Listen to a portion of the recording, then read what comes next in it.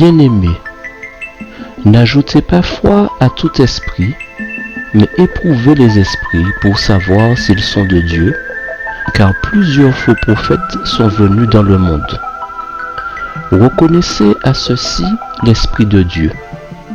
Tout esprit qui confesse Jésus-Christ venu en chair est de Dieu, et tout esprit qui ne confesse pas Jésus n'est pas de Dieu.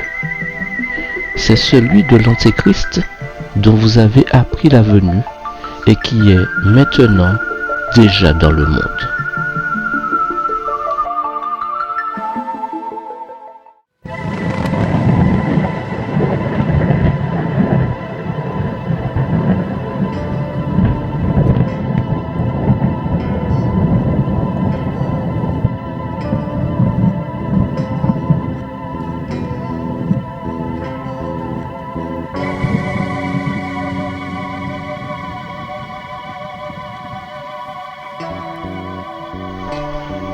La religion regroupant le plus de croyants au monde est le christianisme, avec près de 2,3 milliards de fidèles, dont 1,2 milliard pour le catholicisme romain, 440 millions pour le protestantisme et 280 millions pour le christianisme orthodoxe. La seconde religion en termes d'importance numérique est l'islam, avec 1,8 milliard d'adhérents, dont 1,7 milliard pour le courant sunnite et 234 millions pour le courant chiite. L'irréligion est la troisième croyance ou opinion dans le monde, avec 1,1 milliard de personnes, dont 815 millions pour l'agnosticisme, 160 millions pour l'athéisme et 157 millions pour le déisme. Ainsi, bien que nous représentions à cette heure à peu près 2,3 milliards de chrétiens dans le monde, comment expliquer non seulement le nombre de courants religieux recensés rien que dans le christianisme, notamment dans le milieu évangélique appartenant au protestantisme, comprenant entre autres les baptistes, les méthodistes, les pentecôtistes, les charismatiques et les darbistes.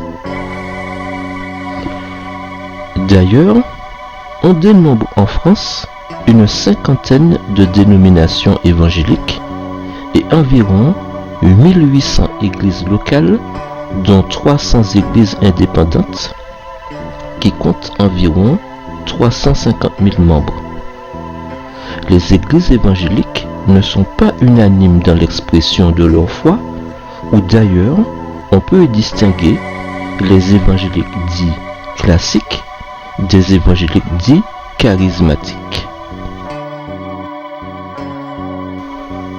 Comment expliquer également la présence et l'activité récurrente du mal dans des assemblées pourtant dites chrétiennes par la recrudescence de manifestations surnaturelles, fruits d'activités occultes telles que les faux miracles et le faux parler en langue dont il est question présentement. D'ailleurs, devrions-nous sérieusement commencer à nous interroger sur la généralisation de la dégradation des mœurs sévissant même parmi nous, les chrétiens.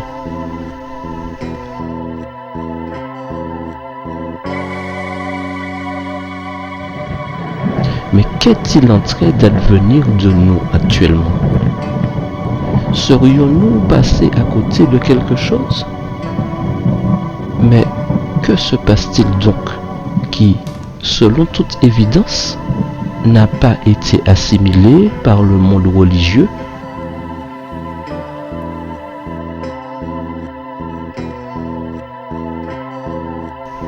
Le monde chrétien de surcroît.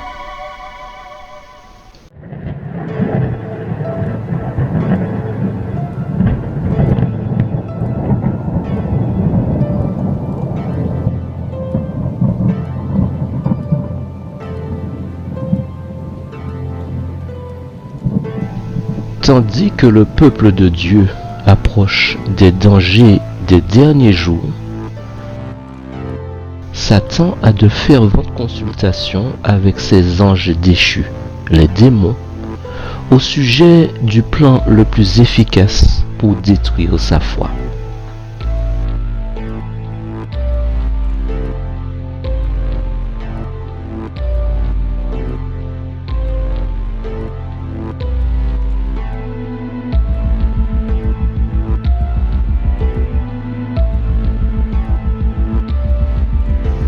Voyant que les églises populaires sont déjà endormies grâce à son pouvoir séducteur et ses sophismes, c'est-à-dire par ses raisonnements agréables qui masquent la fausseté d'arguments qui ont une apparence illusoire de vérité, ainsi que par ses merveilles mensongères, Satan continue ainsi à maintenir les églises qu'il égare sous sa domination.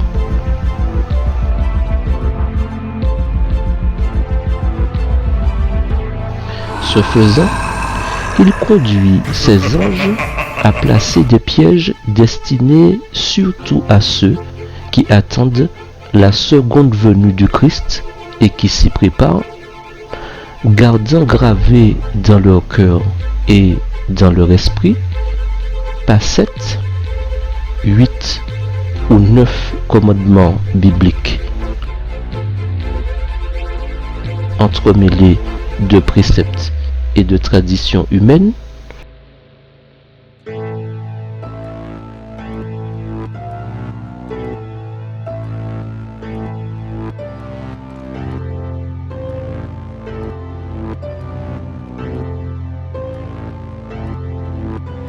mais l'intégralité des commandements de Dieu ainsi que ses directives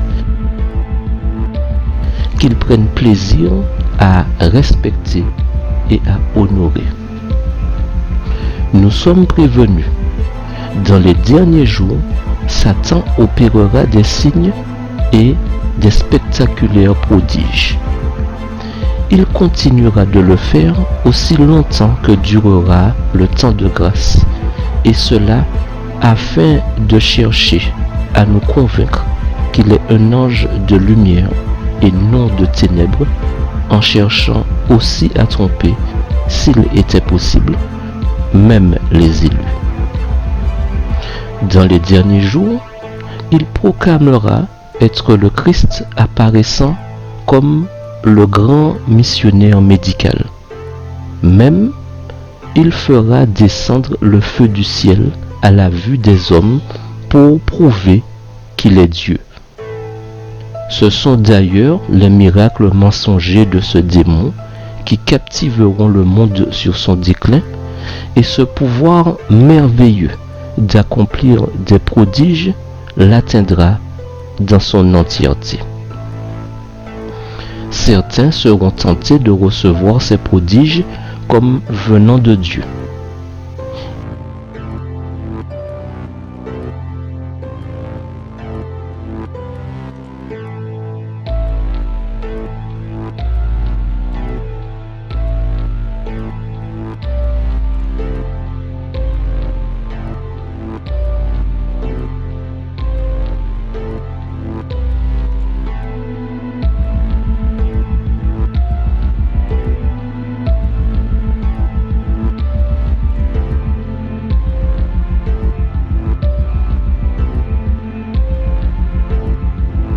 Il y aura des malades qui guériront devant nous instantanément.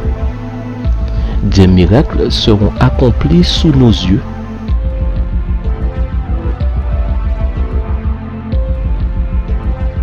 Et nombre de chrétiens actuels sujets à la paresse ou à la mollesse, apathiques et nonchalants, seront pris au piège.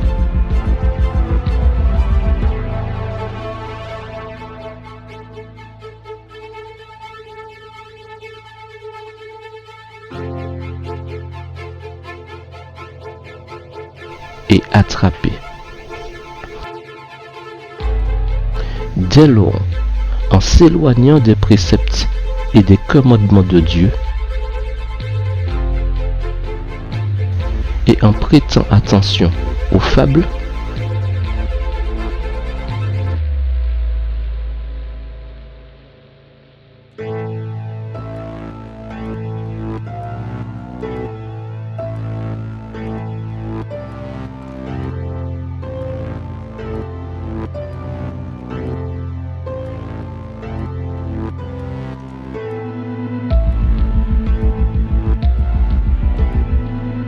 l'esprit de beaucoup se prépare à accepter ces prodiges mensongers. Nous devons tous nous préparer pour la lutte dans laquelle nous serons malgré nous engagés.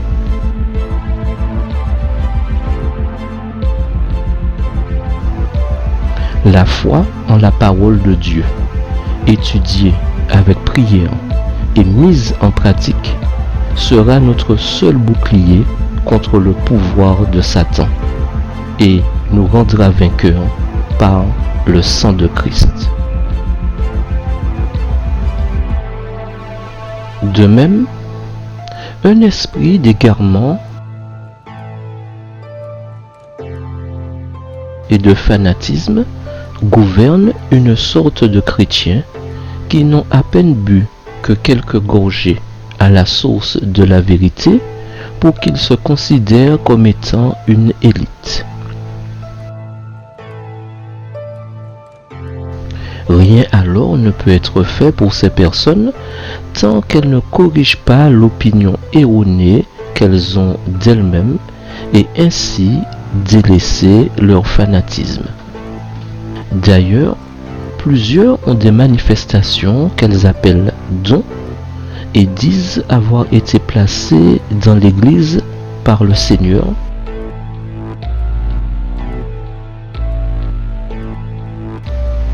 Mais par lequel sommes-nous en droit de nous interroger quand nous constatons et déplorons autour de nous les tristes dérives et les conséquences de ces soi-disant dons, quand sous prétexte de prodiguer par exemple la guérison, des personnes crédules et naïves se font tout bonnement envoûter et posséder par des sorciers qui se donnent le nom de prédicateurs, de pasteurs et de prophètes.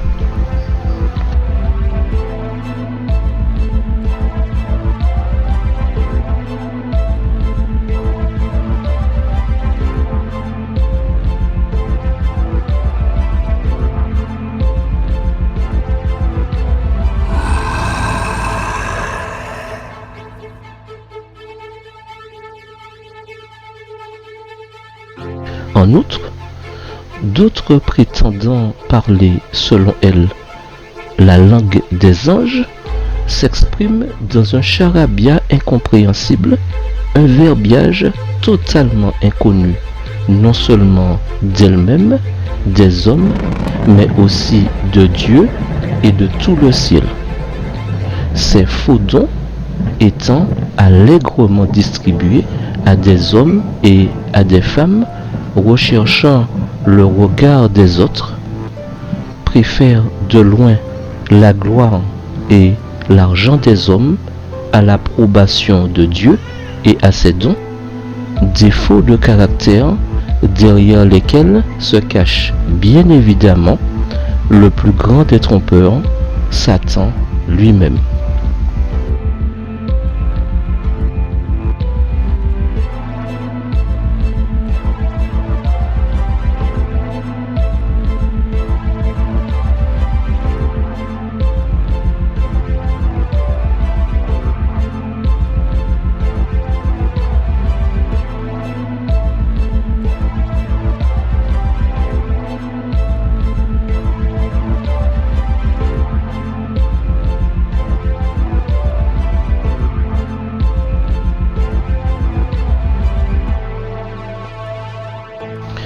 Ainsi, le fanatisme,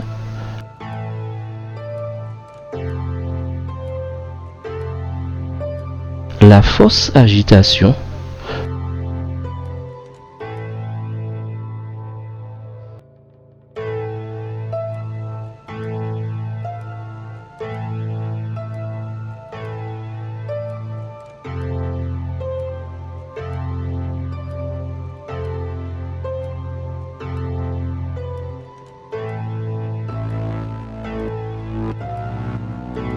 le faux parler en langue,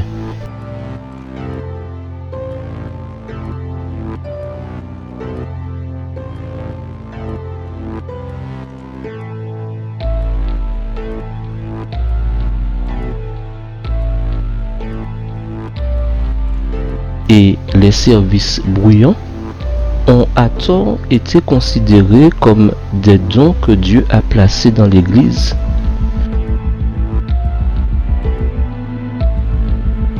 La vérité divine ne dégradera jamais celui qui la reçoit, mais au contraire, elle l'élèvera, affinera son goût, sanctifiera son jugement et perfectionnera son caractère pour qu'il puisse vivre en compagnie des anges purs et saints dans le royaume de Dieu.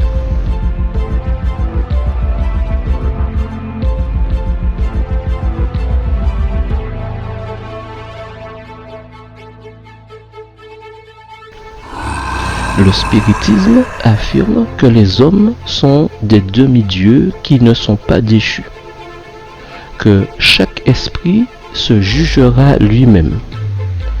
La vraie connaissance place l'homme au-dessus des lois. Les fautes commises ne sont pas blâmables, car tout ce qui est bien. Dieu ne condamne pas. Il déclare que les plus vils des êtres humains vont et sont actuellement au ciel et même s'y trouvent exaltés.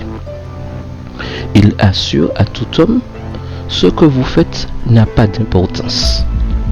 Vivez comme vous le voulez. Le ciel est votre maison.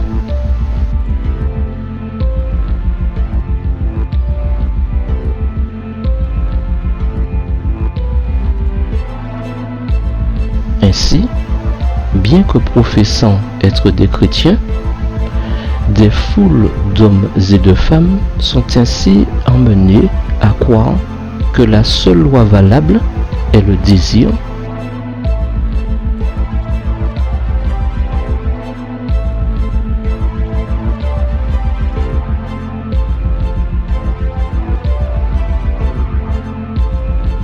que la vraie liberté, c'est la licence, et que chacun n'a de compte à rendre qu'à lui-même.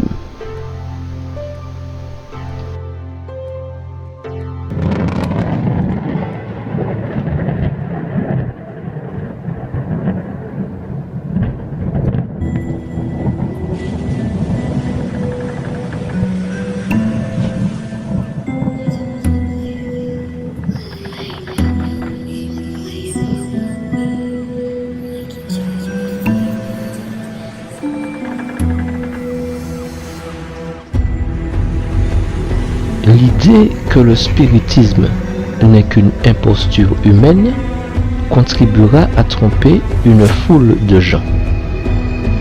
En effet, dès qu'ils se trouveront en face de manifestations qu'ils seront forcés de reconnaître comme surnaturelles, ils seront séduits et en viendront à les considérer comme la grande puissance de Dieu.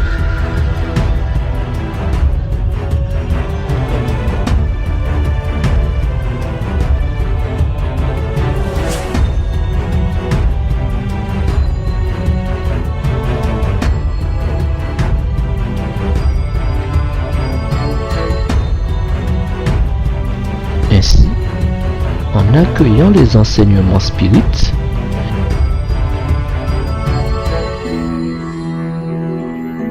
Les églises supprimeront tout frein religieux imposé au cœur charnel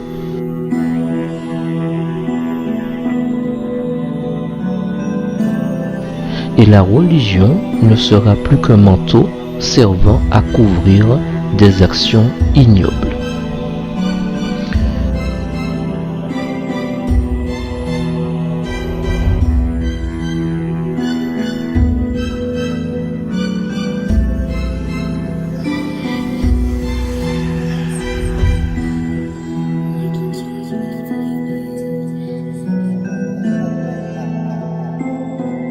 La croyance au phénomène spirit,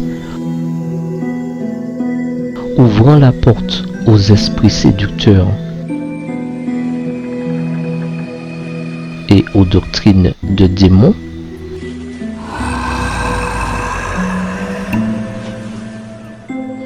les églises subiront l'influence des mauvais anges.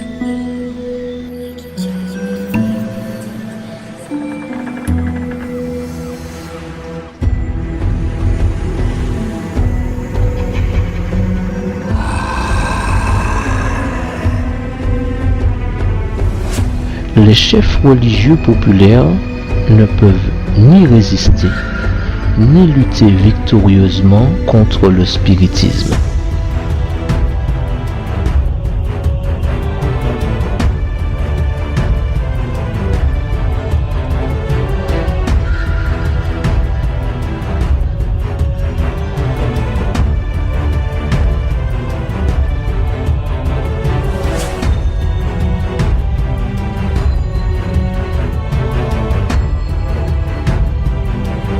Ils n'ont rien à opposer à son influence pernicieuse.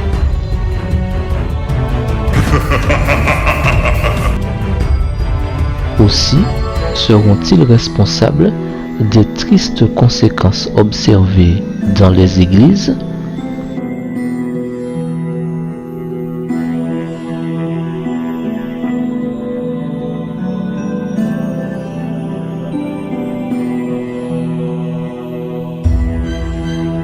dans les mœurs,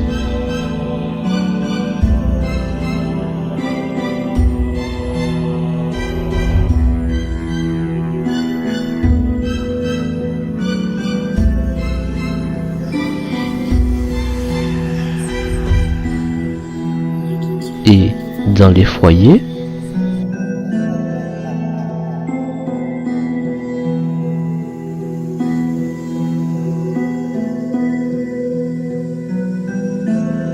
car ayant tous foulé aux pieds la vérité,